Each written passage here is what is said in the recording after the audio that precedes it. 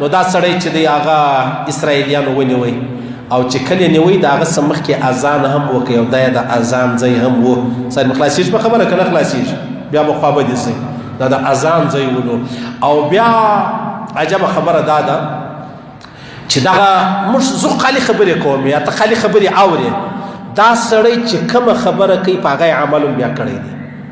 د داسې خبرې کولې چې د دې مسلمانانو سره ظلم روان دی ناجایزه روانه ده بد روان دي دا خبرې کوله او ځان یې ورسوي په اسلام آباد کې وخت پولیس والا ورته ویله ته د دې خلکو دپاره دومره لوی احتجاج کوې که رښتیا نه دی تعالی ته ځان ورسوه نه نه دی ځان یې ورسوي او ګرفتاره هم سلو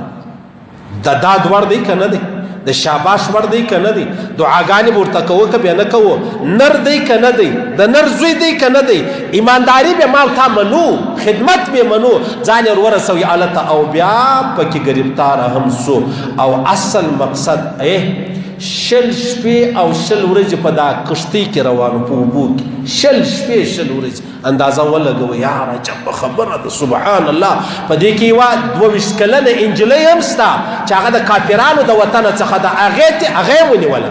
چې ویې نیوله بیا هغه ته ډوډۍ موډۍ هغه ول 3 ساعته ډوډۍ نه خورم تر څو دې دغه مسلمانان خلاص کړي نه ساخته ښه ځوانان څنګه زبردسته زنانې دومره زورور احتجاج ریکارډوي مسلمانان نه د انسانیت په حواله چې د دې خلکو سره ظلم روان دی نو په هغو کې دغه سنیټر صاحب هم د مشتاق صاحب الله دې په خیر لري الله دې جل راضي سي الله دې د خدمت قبول کړي الله پاک دې دغه خدمت د دې رایګان نه بیایي الله دې نه ضایع کوي الله دې په خیر لري الله دې ژوندی لري تر ډېره دې الله ژوندی لري الله دې سره د کامیابۍ خپل وطن ته راولي دا زموږ دپاره یو ډېر لوی ویاړ دی افتخار دی زموږ د وطن چې داسې یو سړی او هغه هم پښتون دی د خیره سره صحیح